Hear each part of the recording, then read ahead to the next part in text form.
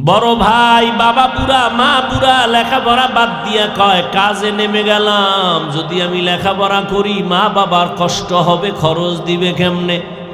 বড় ভাই বড় শিক্ষিত হওয়ার স্বপ্ন বাদ দিয়া মা বাবার খেদমতে চলে গেল কাজ করে, আর কয় আমার ছোট ভাইরে মানুষ বানাই, আমি কাজ করে করে ছোট ভাইয়ের খরচ দিব। ছোট ভাইরে কষ্ট করে করে মানুষ বানাইছে, কিন্তু বহু ছোট ভাই বড় ভাই মানুষ হইতে পারে না, শিক্ষিত না হয় ছোট ভাইরে বানাইছে। ছোট ভাই এখন চাকরি করে, বড় ভাইয়ের খবর নেয় না। নাই ঈদের সময় এখন বিয়া কইরা কত আনন্দ, চাকরি করে টাকার অভাব নাই। একই জায়গার এক পার্শ্বে বড় ভাইয়ের ছোট একটা ভাঙা ঘর, বড় ভাইয়ের ভাঙা ঘর আর ছোট ভাইয়ের ঘরটা ছাদ দেওয়া বিল্ডিং। ঈদের বাজার লইয়া যখন গোপনে ঘরে আইয়া স্ত্রীরে কয় জামা কাপড়গুলো সন্তানের দাও, তুমি নাও। বড় ভাই তো জানালা দিয়া তাকায় দেখছে ছোট ভাই আসছে, কিন্তু বড় ভাইরে জিগায় না। বাচ্চারে কি আর কন্ট্রোলে রাখা যায়? ও দৌড় দিছে, কাকা আসছে। দৌড়াইয়া গিয়া দেখে ওর চাচতো ভাই নতুন জামা পইরা কত আনন্দ করে। ও একটা দৌড় দিয়া কয় আব্বু আমারে জামা দিবা কবে? বাবা এই কথা শুইনা চোখের পানি ছেড়ে কান্না করে আর বুকে জড়ায় কয় বাবা কাঁদিস না, আল্লাহ যেদিন তৌফিক দিবে সেদিন তোরে জামা কাপড় দিব। এমন নিমক হারাম বড় বাইরে জিগায় না, কোনো খোঁজ খবর নেয় না, কিন্তু বড় ভাই বাবার সমতুল্য, এত দূরে দূরে রাখে বড় ভাইরে। ছোট ভাই হঠাৎ করে রাতে 3টায় টেলিফোন আসছে, কে তুমি? বলে ভাইয়া আমি তোমার ছোট ভাই। এই রাত্রে কেন ফোন? আমারে চৌরাস্তায় একদল গুন্ডারা আমারে ধরছে। বড় ভাই কাঁচা ঘুমের মধ্যে একটা লাফ দিয়ে দৌড় দিছে, আয় দাঁড়া আমি আসতেছি। বড় ভাই কষ্টের কথা মনে রাখে না, একটা দৌড় দিয়া সামনে গিয়া এভাবে হাত বের করে বুকটা দিয়া কয় যত মার মারতে চাও আমারে মার, আমার ছোট ভাইয়ের গায়ে হাত দিবি না, কারণ ওর প্রস্রাব আমি গায়ে লাগাইছি, ওর প্রস্রাব আমি গায়ে লাগাই ওরে বড় বানাইছি, না খাইয়া ওরে খাওয়াইছি, আমারে মার, ওরে মারবি না। তাহলে ভাই ভাইয়ের জন্য কতটা আপন আল্লাহ বুঝায় দেয়। কিয়ামতের দিন এত কলিজার আপন ভাইটাও কোনো পরিচয় দিবে না, পালাতে থাকবে। তাহলে মা বাবা তো আরো দূরে। ও আল্লাহর বান্দারা, ইউসুফ আলাইহিস সালাম ভাইদের ষড়যন্ত্রে পড়িয়া বাবার থেকে আলাদা হয়ে গেল। সবাই বাবারে খেলার নাম বইলা ইউসুফ নবীরে নিয়ে গেল। বাবায় ছাড়তে চায় না, কিন্তু কলে কৌশলে আটকাইয়া যখন নিয়ে যায় ইয়াকুব নবী চোখের পানি ছেড়ে কান্না করে। বাবার চোখের আড়াল থেকে যখন দূরে সরে গেল, 10টা ভাই ইউসুফের বাবার চোখের সামনে কোলে নিছে। যখনই বাবার চোখ আড়াল হয়ে গেছে তখন মাটিতে ফালায় কয়বার হাইটা যা, কোলে নেওয়া হবে না। নিতে নিতে জঙ্গলের ভেতরে এক ভাই মারে, আর এক ভাইরে কয়বার 2 মার। ওই ভাইদের মধ্যে যিনি বড় তার নাম ইহুদা। বড় ভাই কয় ওরে মারিস না, ও ছোট মানুষ ওরে মারিস না। ইউসুফ বড় ভাইয়ের দিকে তাকায় আর কাঁদে। ওরা মারে আর কয় তোরে এখন মারতেছি তোর কোন বাবায় ফিরাবে। যখন বড় ভাই বাধা হয়ে দাঁড়ায় গেল, অন্য ভাইরা কয় তোমারও মারুন।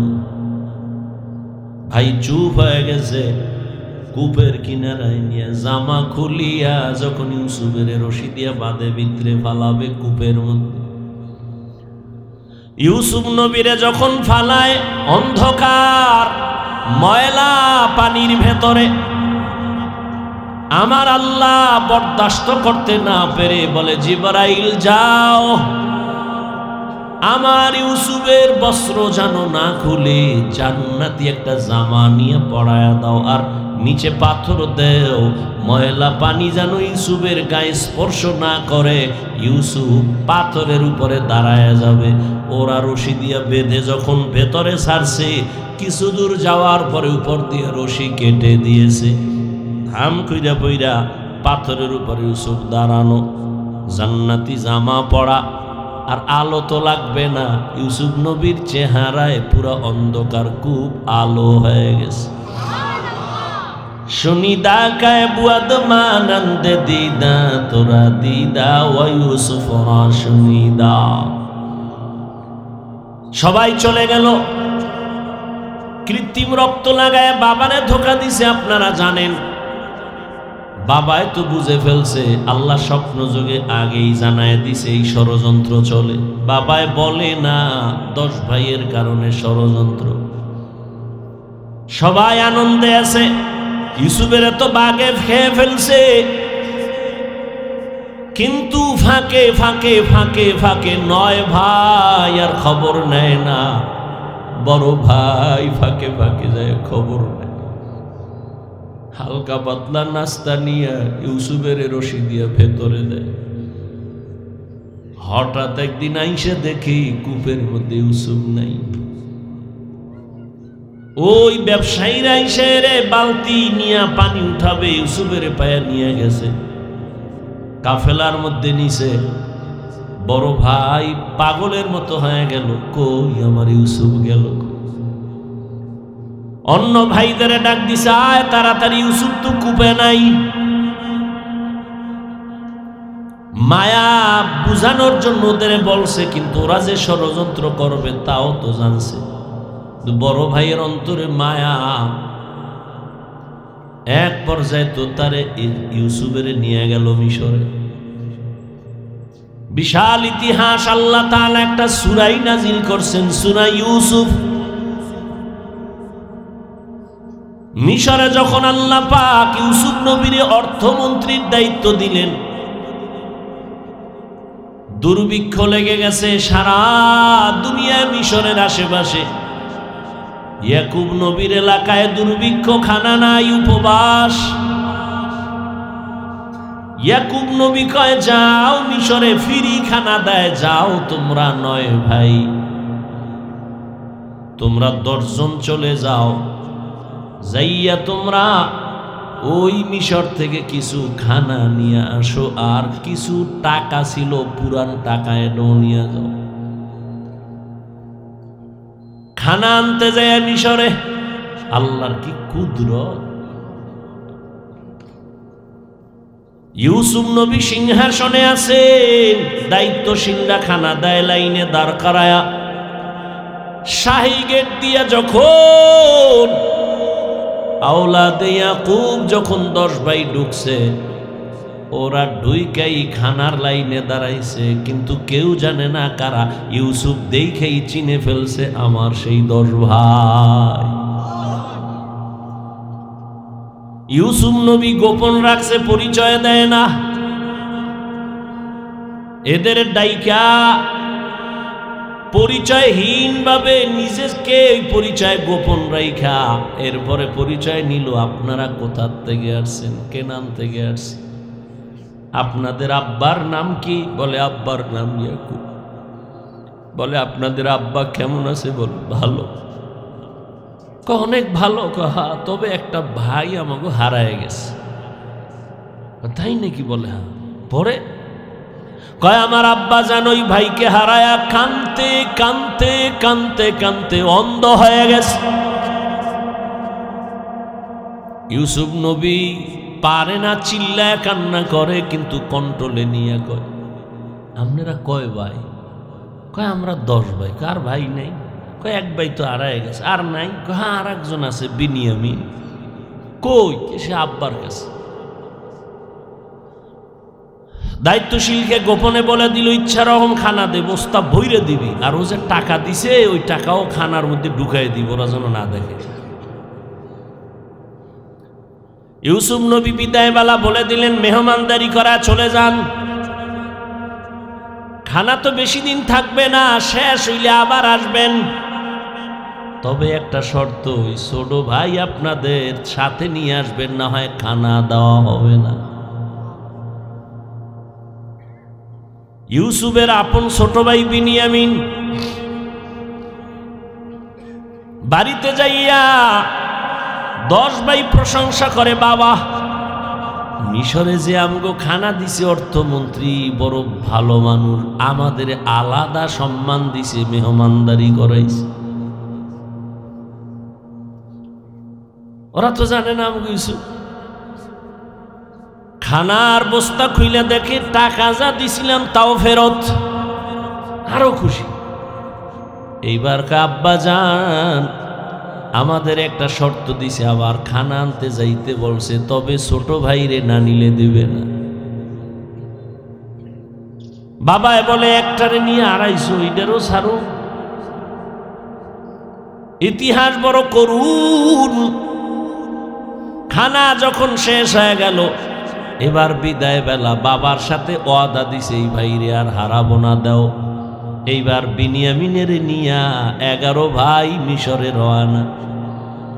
মিশরে যাইয়া আবার ইউসুফ নবীর সাথে মোলাকাত। ইউসুফ নবী বিনিয়ামিনের পাইয়া পারে না, কলিজাটা ফেটে একটা চিৎকার দেয়, কন্ট্রোলে নিয়া বলে, আজ আপনারা আমার রাজপ্রাসাদের মেহমান হবেন। সবার জন্য একটা একটা রুম বানাইল, এক এক রুমে 2 জন করে করে ঘুমাবে। রাতের বেলা শিডিউল করে, আপনারা 2 ভাই এক রুমে, আবার 2 ভাই এক রুমে, ঘুরতে ঘুরতে 5 ভাই 10 ভাই 5 রুমে ঢুকে গেল। এখন বাকি রয়েছে 1 ভাই বিনিয়ামিন বাকি। আপনারা যদি কিছু মনে না নেন, এক রুমে কি এই ভাই থাকতে পারে আপনাদের? না, কথা আপনারা অনুমতি দিলে এরে আমার সাথে আজকে রাখি, আমার সাথে ঘুমাবে। এরা তো খুশি, যদি মন্ত্রীর সাথে ঘুমায় তা আমাকে খাওয়ান বেশি পাবো, মোহাব্বত বাড়বে। ওরা বলল ঠিক আছে আলহামদুলিল্লাহ। এবার 10 ভাইরে 5 রুমে দিয়া 40 বছরের বিরহের বেদনা অন্তরে জমা। দীর্ঘ 40 বছর পর্যন্ত ভাই বিনিয়ামিন রে দেখে না, বাবা ইয়াকুবরে দেখে না। ইউসুফ আজকে কি ঘুমাবে? বাইরে রুমের মধ্যে নিয়ে কয়, রে বিনিয়ামিন বল আমার বাবা কেমন আছে? বিনিয়ামিন কান্না করে, ইউসুফের জন্য দুঃখে দুঃখে বাবা কান্না করে অন্ধ হয়ে গেছে। এক পর্যায়ে ইউসুফ নবী কৌশল অবলম্বন করে বিনিয়ামিনের সাথে গোপনে সব খোঁজ খবর নিয়া বিনিয়ামিন রে ছাড়বে না, কৌশল কইরা বিনিয়ামিন রে রাখার জন্য ইউসুফ নবী রেডি হলেন। ভাইরা আমার, 10 ভাইরে আবার খানা দিয়া বিদায় করেছেন। ইউসুফ নবী বিনিয়ামিনকে রেখে দিলেন। নিয়ম অনুযায়ী একটা কৌশল করেছেন, ওটি বলার সময় নাই। শেষ পর্যায়ে পরিচয় ইউসুফ দিয়া কয়, আমারে চিনবা না, আমি তোমাদের সেই হারানো ভাই ইউসুফ। কান্নাকাটির এক অবস্থা। বলে, আজ আমি তোমাদের উপরে কোনো প্রতিশোধ নিব না, যাও আমার বাবারে সালাম জানাও, আর আমার একটা জামা আছে, জামাটা নিয়ে যাও। আমার আব্বা জান অন্ধ, ওই জামাটা আমারে আল্লাহ জান্নাত থেকে পাঠাইছেন, কূপের মধ্যে যে জামা পরছিলাম ওই জামাটা নিয়ে যাও, আর আমার আব্বাজানের চোখের মধ্যে লাগাইলে আব্বাজানের অন্ধ চোখ ভালো হয়ে যাবে। আর আব্বাজান রে সহ আম্মারে নিয়া তোমরা এইবার সব আমার আমন্ত্রণে মেহমান হয়ে এখানে চলে আসবা। আল্লাহ তাআলা 40 বছর পেরিয়ে যাওয়ার পর মা বাবা ভাইদেরকে মিশরে পৌঁছায় দিলেন। এরে আল্লাহর গোলাম, এই ভাই ভাইয়ের জন্য যে কত মায়া, কত মোহাব্বত, কিন্তু এমন দুনিয়াতে আসলাম যে ভাই ভাইকে জবাই করে এই দুনিয়াতে আমরা আসছি। জানি না মইরা গেলে আমগো ভবিষ্যৎ আর কত খারাপ হয়। কিয়ামতের ময়দানে ভাই ভাইয়ের থেকে আলাদা হবে। মা, আমি যে আয়াত পড়ছি আপনারা সংক্ষেপে 2-4টি কথা খেয়াল করে শুনবেন।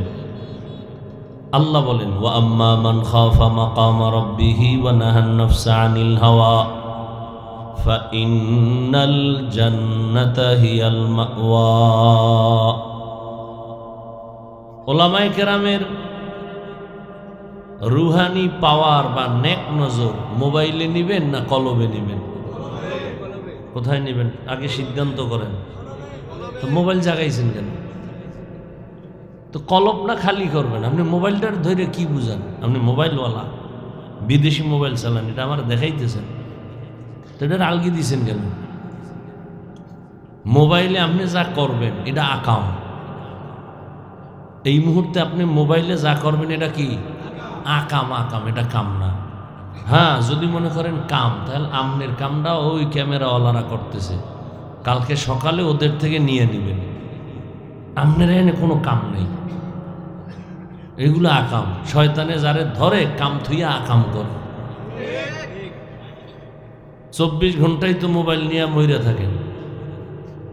আল্লাহ বেহেশতের বাগানে নিয়ে আসছে, 2-1 ঘন্টা মোবাইল না চালাইলে গুনাহ হবে। নামাজ পড়তে যায় 10 মিনিট মসজিদে, হ্যাঁ মোবাইলটা নিয়ে যাবে, বন্ধ করবে, হ্যাঁ মনে থাকে না ইমাম সাহেবের এত সুন্দর তেলাওয়াত, ওর গজবে মোবাইলের এক রিংটোনে সব ধ্বংস করে দিছে। মুক্তাদিরা খুব মনোযোগ সহকারে শুনতেছে, তেলাওয়াত এত সুন্দর, ওই মোবাইল বন্ধও করে নাই। আর রিংটোন কি, এ বাঙালি রিংটোন না, সব বিদেশি রিংটোন। এমনভাবে বাইজে উঠছে, মুক্তাদিগো অন্তর একদিন আউলা জাউলা হইব তো হবেই, ইমামের কেরাত আউলে গেছে। এর মধ্যে আবার কিছু আছে সুযোগ সন্ধানী, নিজে বহু আকাম করে, আজকে ওটা ধরা পড়ে নাই, আর একজনটা পড়ছেন চিল্লায়, এই মিয়া মোবাইল চালাইতে পারেন না, বন্ধ করবেন না, ও এর চেয়ে বেশি আকাম করে। এরকম কিছু বেয়াদ্দব আছে সমাজে, আল্লাহ হেদায়াত দান করি।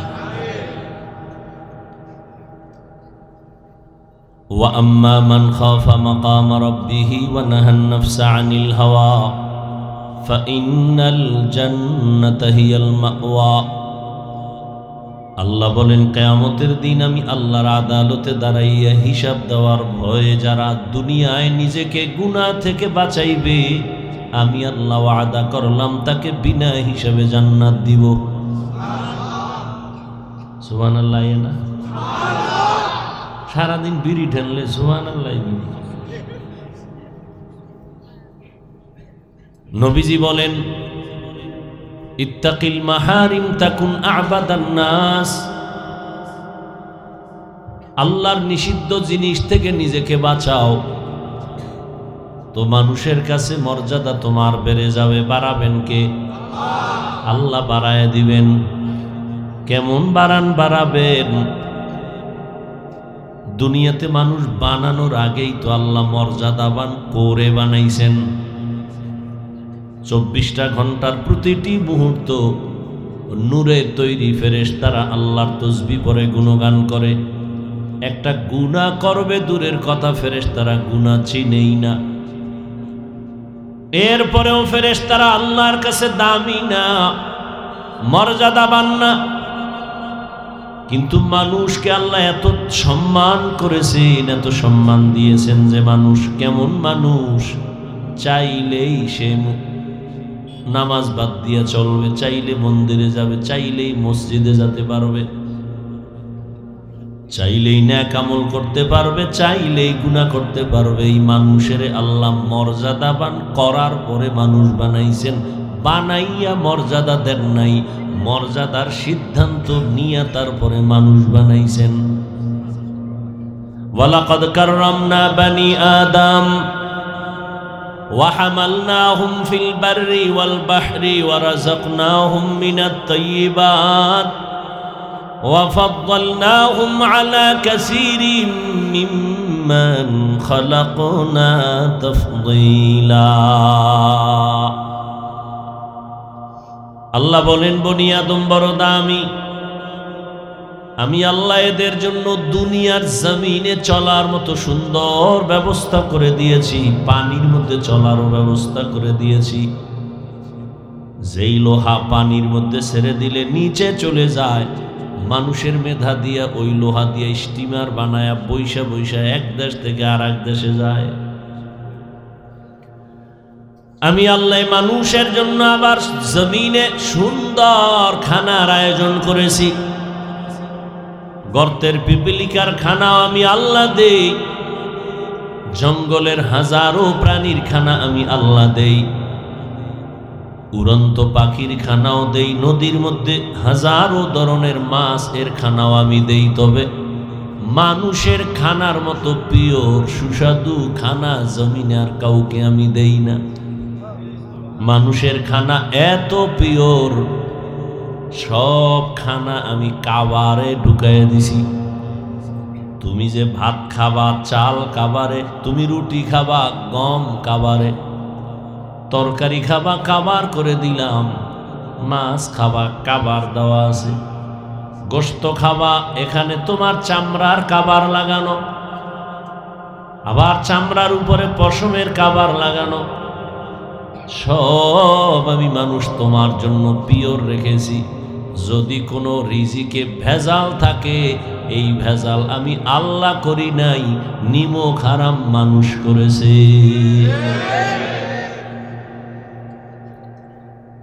মানুষ করেছে মানুষ। এজন্য আমি বলেছি আজ মসজিদে, কালকেও এক ওয়াজে বলছি, পশু পশুর এই পরিমাণ ক্ষতি করে না, মানুষ মানুষের যেই পরিমাণ ক্ষতি করে। এজন্য আল্লাহ বলেন মানুষ বড় নিমক হারাম, ইন্নাল ইনসানা লিরাব্বিহি লাকানুদ। আল্লাহ বলেন তোমার জন্য পিওর খানার আয়োজন করেছি এবং হালাল সুস্বাদু, শরীরের জন্য যেটা তোমার ভিটামিন উন্নতি হবে। আমি আল্লাহ হাজার কোটি ধরনের খানার ব্যবস্থা করেছি। হারাম খাইও না, তুমি হালালটাই খাও, শরীর তাজা থাকবে, ইমানের পাওয়ার বেড়ে যাবে। এবং আল্লাহ বলেন এই মানুষের মধ্যে আমি একের তুলনায় অন্যকে আরো মর্যাদা বাড়াইছি। জিন আর ফেরেশতার তুলনায় মানুষ দামি, আবার এই মানুষের ভেতরে যারা ঈমানওয়ালা তারা অন্যদের তুলনায় আরো দামি। আবার ঈমানওয়ালাদের ভেতরে যারা শুধু ঈমানওয়ালা না আমলওয়ালা, তারা ঈমানওয়ালাদের তুলনায় দামি। আবার আমলের মধ্যে সবাই দামি না, যারা আমলের মধ্য থেকে তাকওয়ার উপরে চলবে তারা আরো দামি। ইন্না আকরামাকুম ইনদাল্লাহি আতকাকুম। আল্লাহ বলেন আমার কাছে দামি ওই ব্যক্তি যার মধ্যে থাকবে তাকওয়া, আল্লাহর ভয়। हर के दारत खौफे हक दर दिल मदम जन्नतुल मअवा देहद ओरा मकाम जुज़ब हक चीज़े मखाज़ इंसुजा फजले उआ मस्ते दर जुमला जहा। তাহলে মানুষ তো সৃষ্টি করার আগেই মর্যাদাবান। আরো মর্যাদা বাড়াবেন, তার মানে কি? করে মানুষ তুমি তো জিনের থেকেও দামি, ফেরেশতার থেকেও দামি, আবার এর মধ্যে এক ক্লাসে আমি আবার আলাদা আলাদা দামি বানাইলাম। সবাই তো মানুষ, সব মানুষ কিন্তু আল্লাহর আদালতে দামি না, ঈমানওয়ালারা দামি। যেমন আপনাদের এখানে মসজিদ, বিশাল মসজিদের কাজ ধরছে দেখলাম, জমিনে যত মসজিদ আছে কার ঘর? সব মসজিদগুলো আল্লাহর ঘর, কিন্তু বাইতুল্লাহর মতো দামি একটাও নাই। আছে? ইন্না আউয়ালা বাইতিন উযিআ লিন-নাসি লাল্লাযী বিবাক্কাতা মুবারাকাও ওয়া হুদা, মুবারাকাও ওয়া হুদাল লিল আলামিন।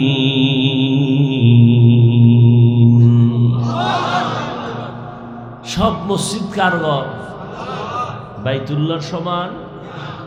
কেমন বাইতুল্লাহ? যে বাইতুল্লাহর এরিয়ায় যদি বলে আল্লাহ, 1,00,000 বার আল্লাহ বলার সওয়াব। আমাদের বরিশালে মসজিদ করছে, মানুষ দেখতে যায়। টাঙ্গাইলে মসজিদ করছে, মানুষ দেখতে যায়। মহিলারাও যায়, গিয়া ছবি ভিডিও করে, কিন্তু নিমক হারামেরা নামাজ পড়ে না। বাইতুল্লাহ এমন একটা ঘর, যে ঘরটার দিকে শুধু তাকায় থাকবে, শুধু সওয়াব আর সওয়াব। আপনাকে মসজিদের দিকে তাকায় থাকলে সওয়াব। তাহলে সব মসজিদ কার ঘর? বাইতুল্লাহ কি? এটাও আল্লাহর ঘর। সব সমান? ঠিক তেমনি ভাবে আপনাদের এলাকায় কুকুর আসেনি? কার মখলুক? বলেন না কেন? কিন্তু এই কুকুরগুলো সব আল্লাহর মখলুক। এর মধ্য থেকে ওই কুকুর দামি, যে আসহাবে কাহাফের সাথে সম্পর্ক আছে, ওটা দামি। নবী বলেন ওই কুকুর জান্নাতে যাবে। এই সাউন্ড কমাও, বাড়াও, এরকম করো। এদিকের সাউন্ড বাড়া। এই যে আপনাদের এখানে এই আশেপাশে পিপিলিকা আছে না? পিপিলিকা কার মখলুক? কিন্তু এর মধ্যে সুলাইমান নবীর সাথে যেই পিপিলিকার সম্পর্ক, এটা দামি। রহমতের নবী বলেন ওই পিপিলিকা জান্নাতে যাবে।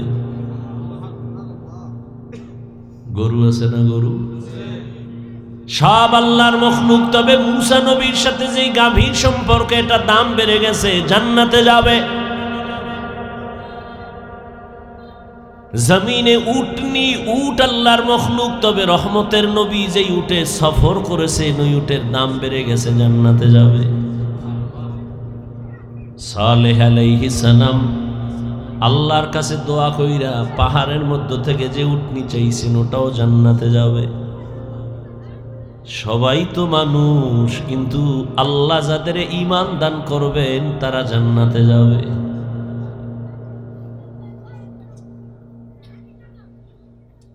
একে অন্যের তুলনায় মর্যাদাবান। সমস্ত মানুষের তুলনায় ঈমানওয়ালারা দামি। ঈমানওয়ালাদের মধ্যে আমলওয়ালারা দামি, আমলওয়ালাদের ভেতরে তাকওয়াওয়ালারা দামি। এখন সবাই তো তাকওয়াওয়ালা, কথার কথা খেয়াল করুন, সবাই তাকওয়াওয়ালা। সবার মান কি সমান? কয় না। কার মর্যাদা বেশি? কয় যে যত আল্লাহর জন্য নিজেরে বিনয়ী করে রাখবে, ছোট মনে করে রাখবে, নবীর আদর্শের মোকাবেলায়, ওই বান্দার দাম খালি বাড়বে। বলে কেমন বাড়বে? কয় এখন তোমারে ভালোবাসে 1,00,000 মানুষ, দাম যখন আল্লাহ বাড়ায় দিবেন মর্যাদা, তোমাকে ভালোবাসবে 18 কোটি মানুষ। এখন ভালোবাসে তোমারে হুজুরেরা, আল্লাহর কাছে যদি মর্যাদা বেড়ে যায়, তখন তোমাকে ভালোবাসবে বেঈমানেরাও। আরো যদি বিনয়ী হয়ে চলো, তাহলে এখন তোমাকে ভালোবাসে শুধু মানুষ, এক পর্যায়ে তোমার ভালোবাসা বেড়ে এমন পর্যায়ে হবে যে সব জঙ্গলের ভিন্ন প্রাণীরাও তোমাকে ভালোবাসবে। এখন তুমি মানুষের বলো বসো, বসে, দাঁড়াও, দাঁড়ায়, যদি তুমি আল্লাহর মোহাব্বত নিয়ে তাকওয়ার মানদণ্ডে আগাও, তখন আল্লাহ তোমারে এমন ভালোবাসার পাওয়ার দিবে, তখন তুমি জঙ্গলের বাঘেরে যদি বলো বাঘ দাঁড়ায় যাবে। থাকো বাদ আবো আতিশ বন্দা মানে তু মুর্দা বাহক জিন্দা। বিনয়ী হয়ে চলো, মর্যাদা বাড়াবেন কে? আল্লাহ বলেন কিয়ামতের ময়দান বড় ভয়ঙ্কর ময়দান, আমার আদালতে দাঁড়াইয়া হিসাব দেওয়া লাগবে। সেই ভয় অন্তরে জমা করে দুনিয়ায় যারা নিজেকে গুনাহ থেকে বাঁচাইবা, আমি আল্লাহ তাকে বিনা হিসাবে জান্নাত দান করব।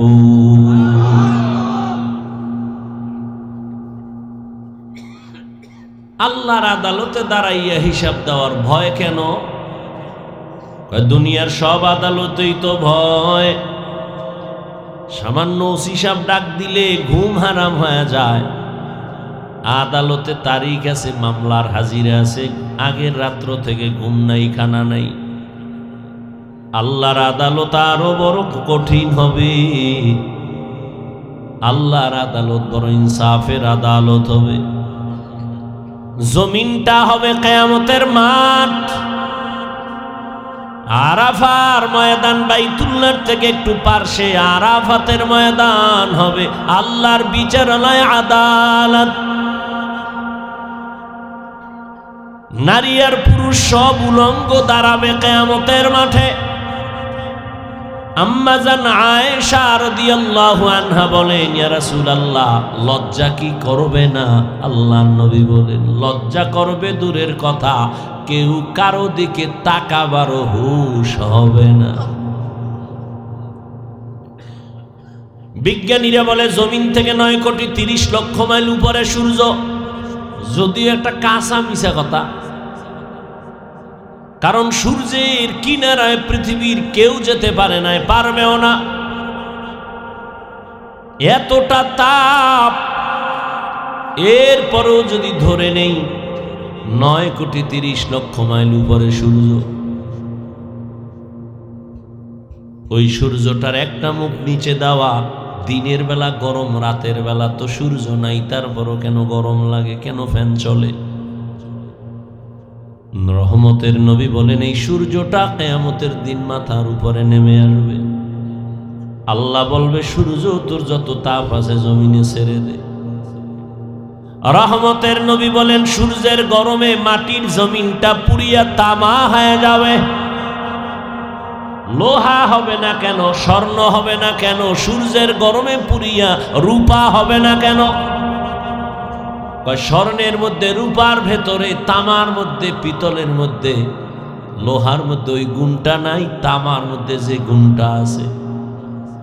লোহার একটা বড় অংশের এক মাথা গরম হলে ভিন্ন মাথা গরম হবে না, স্বর্ণের এক অংশ গরম হলে ভিন্ন অংশ গরম হবে না।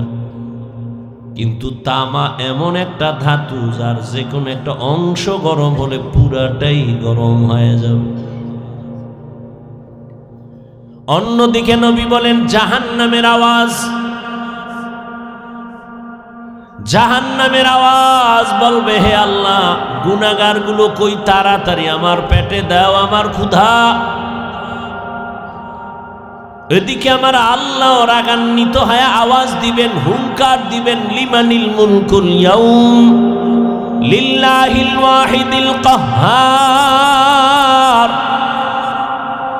আল্লাহ পাকের রাগান্বিত কুদরতি গর্জনে পুরা হাসরের ময়দানটা থরথর করে কেঁপে উঠবে। কতটা ভয়ঙ্কর যে নবীদের কোনো গুনাহ নাই, আছে? সমস্ত নবীরা, আম্বিয়ায়ে কেরাম, নবী রাসূলরা মাসুম, আর সমস্ত সাহাবায়ে কেরাম হলেন মাহফুজ। কোন নবীদের গুনাহ নাই। সেই নবীরাও কান্না শুরু করবেন। আদম নবী কাঁদবেন, মুসা নবী কান্না করবেন, ঈসা নবী কান্না করবেন, উপায় কি হবে আমার? এবার বুঝেন কতটা ভয়ঙ্কর হবে কিয়ামতের ময়দান। ইয়াউমা ইয়াফিরুল মারউ মিন আখিহি ওয়া উম্মিহি ওয়া আবিহি ওয়া সাহিবাতিহি ওয়া বানিহি।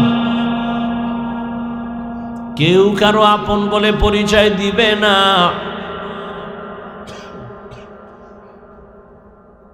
সবাই একে অন্যের থেকে ভেগে যাবে, ভাই ভাইয়ের থেকে ভাগবে, ভাই ভাইয়ের পরিচয় দিবে না।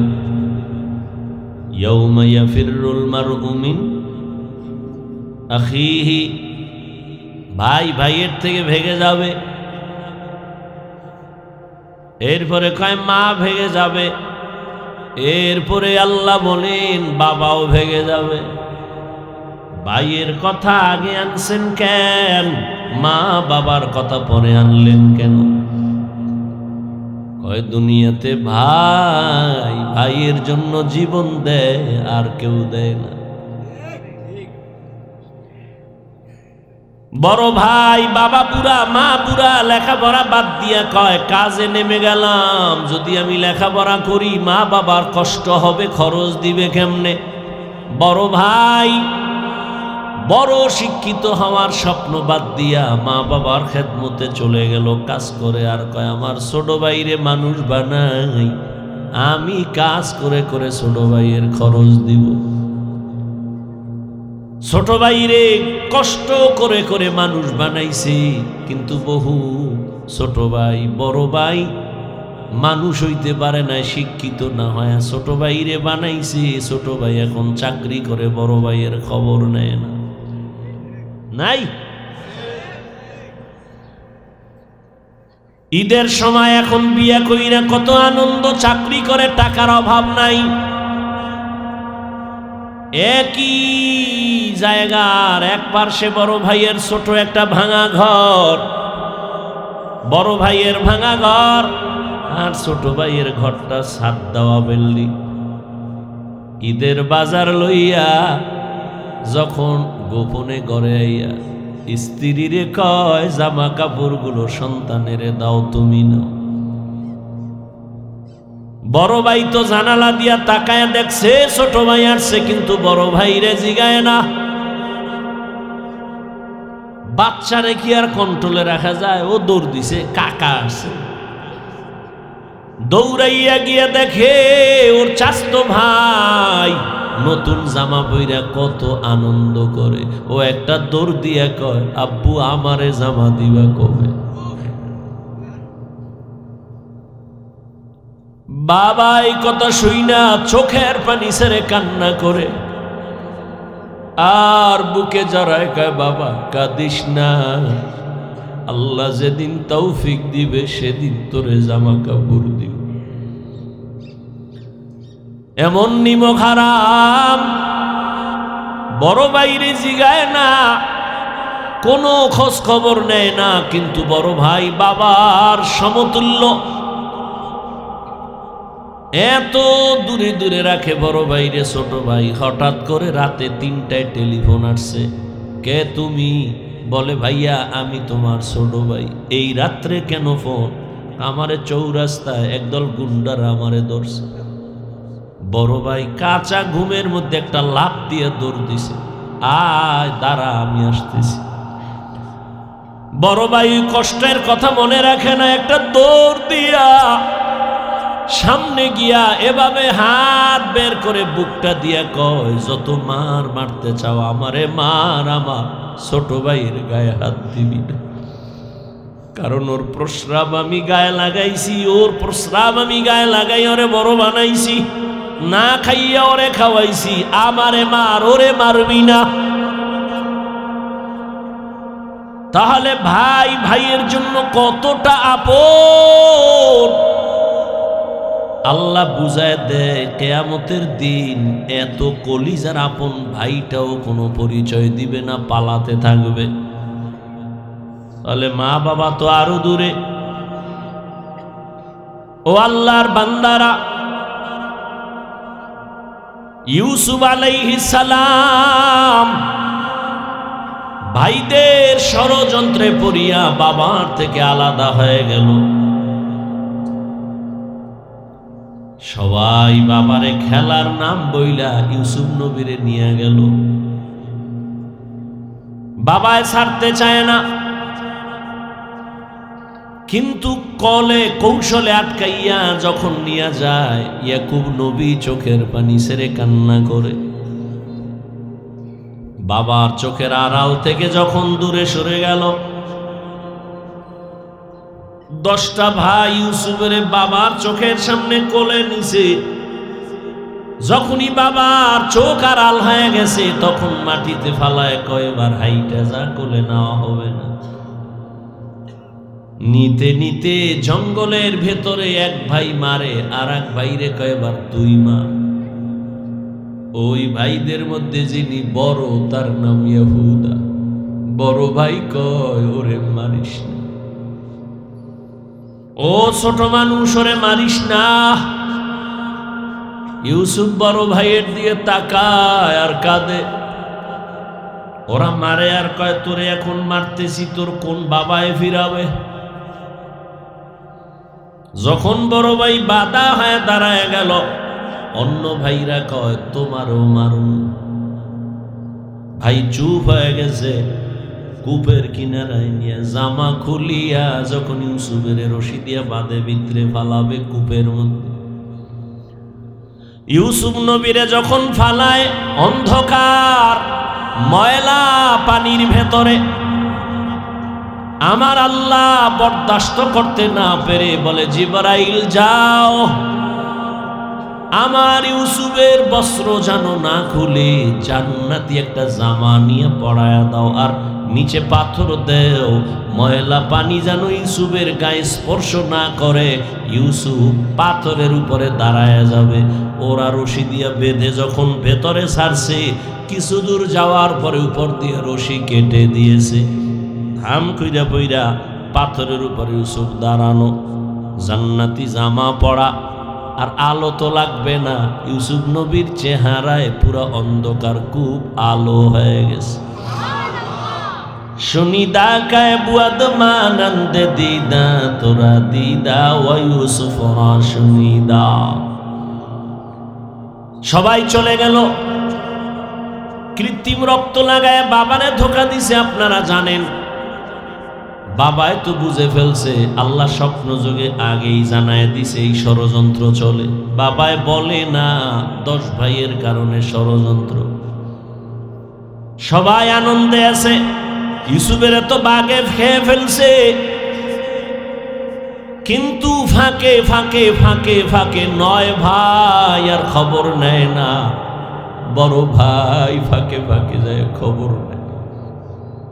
হালকা পাতলা নাস্তা নিয়ে ইউসুফের রশি দিয়া ভেতরে দেয়। হঠাৎ একদিন আইসে দেখি কূপের মধ্যে ইউসুফ নাই। ওই ব্যবসায়ীরা আইসে রে বালতি নিয়ে পানি উঠাবে, ইউসুফের পায়ে নিয়ে গেছে, কাফেলার মধ্যে নিছে। বড় ভাই পাগলের মতো হয়ে গেল, কই আমার ইউসুফ গেল? অন্য ভাইদের ডাক দিছে, আয় তাড়াতাড়ি, ইউসুফ তো কূপে নাই।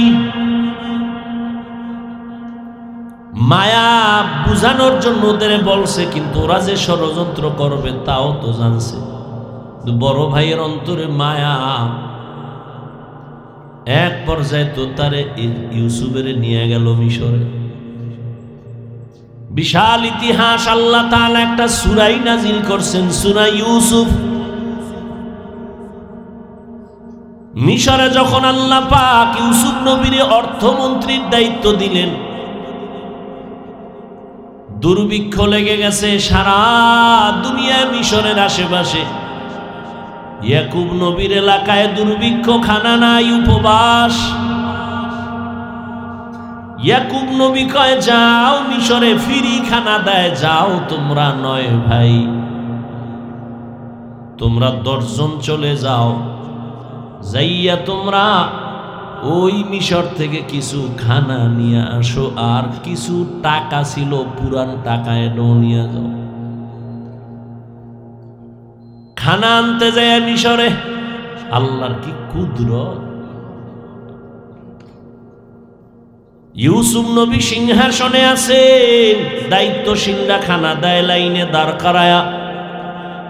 শাহী গেট দিয়া যখন আওলাদে ইয়াকুব যখন 10 ভাই ঢুকছে, ওরা ঢুইকাই খানার লাইনে দাঁড়াইছে, কিন্তু কেউ জানে না কারা। ইউসুফ দেখেই চিনে ফেলছে আমার সেই 10 ভাই। ইউসুফ নবী গোপন রাখছে, পরিচয় দেয় না। এদের ডাইকা পরিচয়হীন ভাবে নিজেকে পরিচয় গোপন রাইখা এরপরে পরিচয় নিল। আপনারা কোথা থেকে আসছেন, কেনান থেকে আসছেন, আপনাদের আব্বার নাম কি? বলে আব্বার নাম ইয়াকুব। বলে আপনাদের আব্বা কেমন আছে? বল ভালো। অনেক ভালো। হ্যাঁ, তবে একটা ভাই আমাকে হারায় গেছে। তাই নাকি? বলে হ্যাঁ। পরে কয় আমার আব্বা যেন ওই ভাইকে হারায়া কানতে কানতে কানতে কানতে অন্ধ হয়ে গেছে।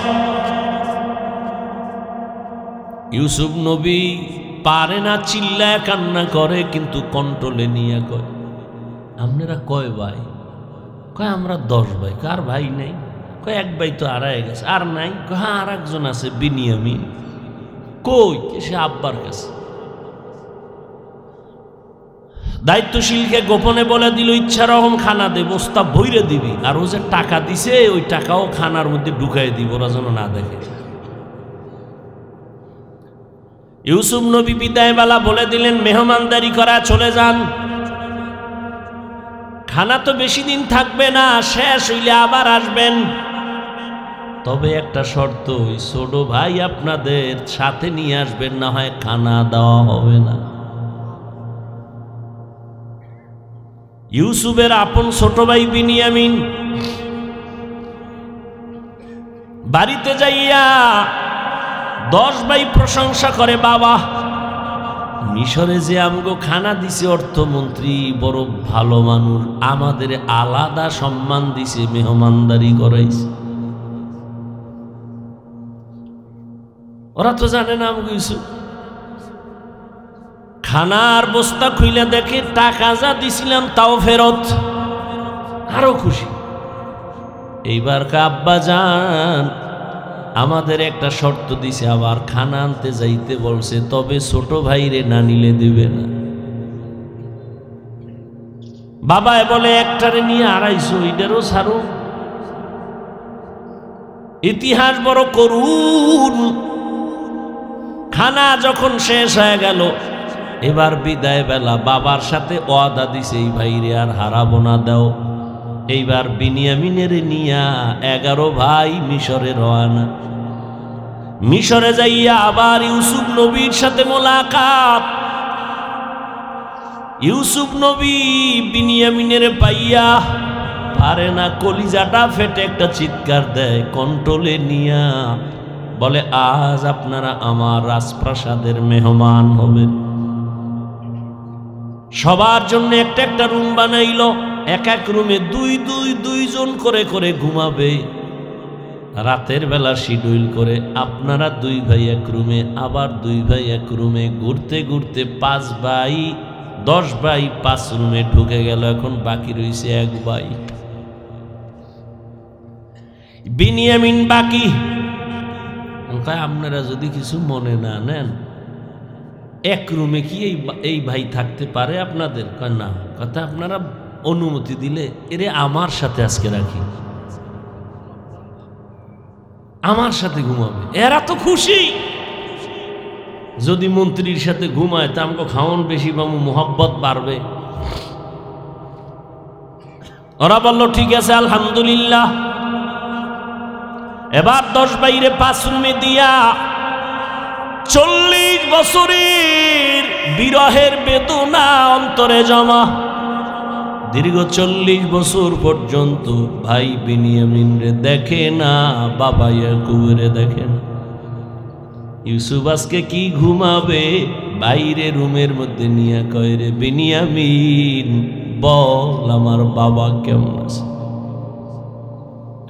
বিনিয়ামিন কান্না করে, ইউসুফের জন্য দুঃখে দুঃখে বাবা কান্না করে অন্ধ হয়ে গেছে। এক পর্যায়ে ইউসুফ নবী কৌশল অবলম্বন করে বিনিয়ামিনের সাথে গোপনে সব খোঁজ খবর নিয়া বিনিয়ামিন রে ছাড়বে না কৌশল কইরা বিনিয়ামিন রে রাখার জন্য ইউসুফ নবী রেডি হলেন। ভাইরা আমার, 10 বাইরে আবার খানা দিয়া বিদায় করেছেন। ইউসুফ নবী বিনিয়ামিনকে রেখে দিলেন। নিয়ম অনুযায়ী একটা কৌশল করেছেন, ওটি বলার সময় নাই। শেষ পর্যায়ে পরিচয় ইউসুফ দিয়া কয়, আমারে চিনবা না, আমি তোমাদের সেই হারানো ভাই ইউসুফ। কান্নাকাটির এক অবস্থা। বলে, আজ আমি তোমাদের উপরে কোনো প্রতিশোধ নিব না, যাও আমার বাবারে সালাম জানাও, আর আমার একটা জামা আছে জামাটা নিয়ে যাও। আমার আব্বা জান অন্ধ, ওই জামাটা আমারে আল্লাহ জান্নাত থেকে পাঠাইছেন, কূপের মধ্যে যে জামা পরছিলাম ওই জামাটা নিয়ে যাও, আর আমার আব্বাজানের চোখের মধ্যে লাগাইলে আব্বাজানের অন্ধ চোখ ভালো হয়ে যাবে। আর আব্বাজান রে সহ আম্মারে নিয়া তোমরা এইবার সব আমার আমন্ত্রণে মেহমান হয়ে এখানে চলে আসবা। আল্লাহ তাআলা 40 বছর পেরিয়ে যাওয়ার পর মা বাবা ভাইদেরকে মিশরে পৌঁছায় দিলেন। এরে আল্লাহর গোলাম, এই ভাই ভাইয়ের জন্য যে কত মায়া কত মোহাব্বত, কিন্তু এমন দুনিয়াতে আসলাম যে ভাই ভাইকে জবাই করে এই দুনিয়াতে আমরা আসছি। জানি না মইরা গেলে আমগো ভবিষ্যৎ আর কত খারাপ হয়। কিয়ামতের ময়দানে ভাই ভাইয়ের থেকে আলাদা হবে, মা আলাদা হবে, বাবা আলাদা হবে, বন্ধু বন্ধুর থেকে আলাদা হবে। আল্লাহ বলেন, ওই দিনের ভয় অন্তরে জমা কর। অন্তরে ওই ভয় জমা করিয়া যদি গুনাহ থেকে নিজেরে বাঁচাও, আমি ওয়াদা করলাম তুমি বিনা হিসাবে জান্নাতি। हर के दारत खौफे हकदार दिल मदाम जन्नतुल मावा देहद ओ रामकाम। এই ভয়ের নাম খৌফ, এই ভয়ের নাম খশিয়া, এই ভয়ের নাম তাকওয়া। এই ভয়টা জন্মলগ্ন থেকে পাওয়া যায় না, এটা অর্জন করা লাগে। এই ভয় বা তাকওয়া কোথায় তুমি পাইবা? বলে, লিকুল্লি শাইইন মাদিনুন ওয়া মাদিনুত তাকওয়া কুলুবুল আরিফিন। ভালো ভালো জিনিস রাখার গোডাউন আছে, তাকওয়ার গোডাউন হলো আল্লাহর প্রিয় বান্দাদের কলব। আল্লাহর আরিফিন যারা, তাদের কলব হলো তাকওয়ার গোডাউন। তারা নেক নজর দিবে আর তোমার কলবে তাকওয়ার পাওয়ার ডুববে। এটাকে বলে তাওয়াজ্জুহ। কারণ আল্লাহর প্রিয় বান্দা যারা, আল্লাহর বন্ধু যারা, এদের চোখে পাওয়ার আছে, এদের কলবে পাওয়ার আছে। এই পাওয়ার আল্লাহ দান করেন, তাকওয়ার কারণে দান করেন। কোরআনে এই পাওয়ারের নাম ফুরকান, হাদিসে এই পাওয়ারের নাম হলো ফেরাসাত। ইয়া আইয়ুহাল্লাযীনা আমানু ইন তাত্তাকুল্লাহ ইয়াজআল লাকুম ফুরকানা। মুমিন তাকওয়ার উপরে মুজাহাদা করো, আল্লাহ দয়া করে তোমাকে ফুরকান নামের পাওয়ার দান করবেন। মা মা'নাল ফুরকান হুয়া নূরুম মিন ইলাহি। আল্লাহর দেওয়া একটা নূরের আলো। ওই আলোটা যখন পাবে, ওই আলো দিয়া মা ফুররিকা বিহি বাইনাল হাক্কি ওয়াল বাতিল। আল্লাহর দেওয়া নূরের আলো দিয়া হক বাতিল আলাদা করে বান্দা হকের দিকে অগ্রগামী হয়ে যাবে। قال رسول الله صلى الله عليه وآله وسلم اتقوا فراسة المؤمن فإنه ينظر بنور الله। আল্লাহর ওলি যারা, আল্লাহর প্রিয় গোলাম যারা, তাদেরকে আল্লাহ ফেরাসাতের পাওয়ার দান করেন। তোমরা সাবধান হে উম্মত। তুমি জীবনে যা দেখবা না, আল্লাহর প্রিয় বান্দা তারা এই ফেরাসাতের পাওয়ার দিয়া অনেক কিছু দেখবেন, আল্লাহর নূরের আলো দিয়া। অতএব তাদের নেক নজর লাগাও তো, অন্তরে ভয় চলে আসবে, তাকওয়া চলে আসবে, আর ভয় আসলেই গুনাহ থেকে বাঁচা সহজ হবে। একটা সন্তান মা বাবাকে ভয় করে, তার প্রমাণ মা বাবার সামনে সন্তান অন্যায় করে না, কেন? শাস্তির ভয়। একটা ছাত্র শিক্ষকের ভয় করে, প্রমাণ বলে শিক্ষকের সামনে অন্যায় করে না, কেন? শাস্তির ভয়। ঠিক এই দুনিয়ায় যেই বান্দা আমার আল্লাহকে ভয় করবে, ওই বান্দা গলায় ছুরি লাগাবে, কোনোদিন দাড়ির মধ্যে ছুরি লাগাবে না।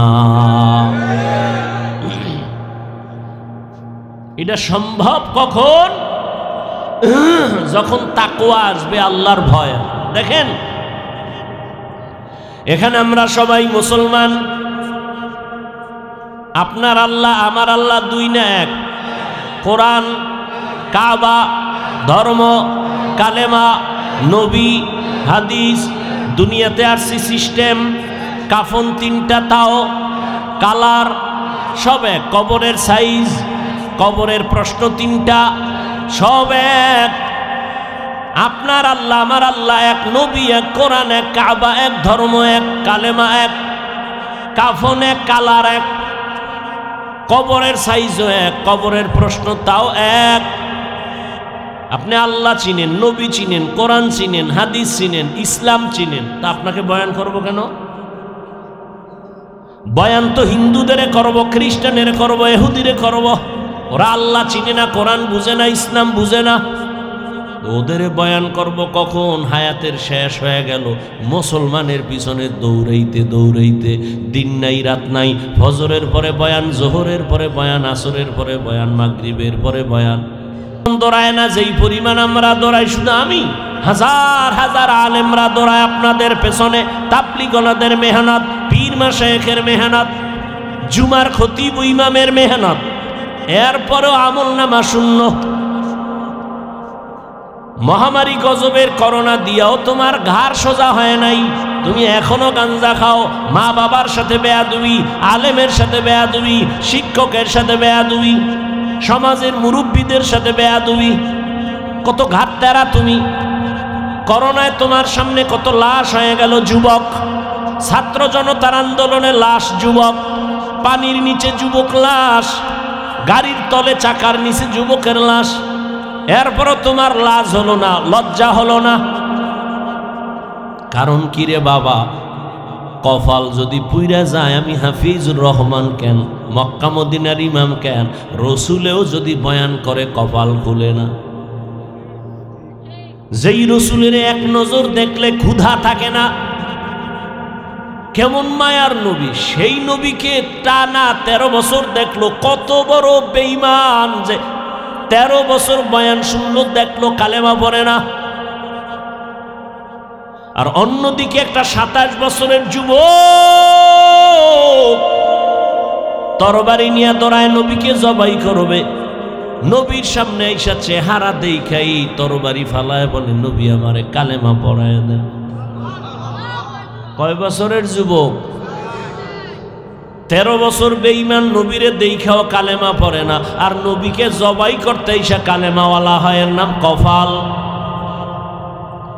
অতএব যতদিন পর্যন্ত আল্লাহর আযাবের ভয় অন্তরে আসবে না, ততদিন গুনাহ ছাড়তে পারবা না, এবং আল্লাহর ভয় ততদিন অন্তরে আসবে না যতদিন পর্যন্ত ওলিয়া উলিয়ার নেক নজর নিবা না। ওলিয়া উলিয়ার নেক নজর না নিলে তাকওয়া আসবে না। কিন্তু যেই চোরারা ওলিয়া উলিয়া মানে না, এগু উপায় কি? নাই এরম কেউ বলে আমরা ওলি মানি না, আউলিয়া মানি না? নাই। আল্লাহর জাতের কসম, ওয়াল্লাহি বিল্লাহি তাল্লাহি, আল্লাহর কসম একবার, আল্লাহর কসম দুইবার, আল্লাহর কসম তিনবার, যারা বলে আমরা ওলি মানি না, আউলিয়া মানি না, 3 বার কসম করে বললাম, ওরা কোরআন মানে না, বুখারী শরীফ মানে না, ওরা ভণ্ড, ওরা বাতিল। ওদের যারা ভণ্ড বলে না, তারাও ভণ্ড।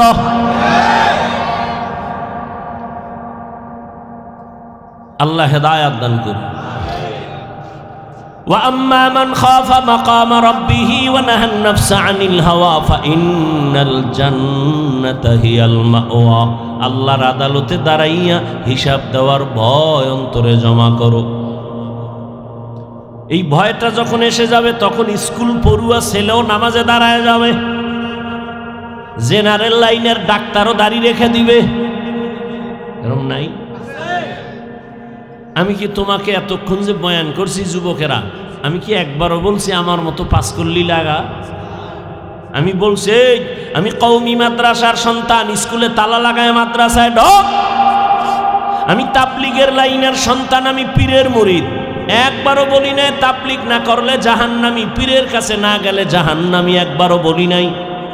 বড় আমি বলবো রে যুবক, স্কুলে পড়ো, কলেজে পড়ো, চাকরি করো, ব্যবসা করো, বাধা নাই।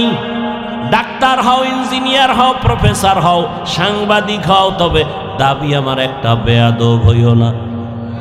মা বাবার দোয়া নাও, শিক্ষকের দোয়া নাও, আলেমের নেক নজর লাগাইয়া ডাক্তার হলে তোমার জীবন সফল।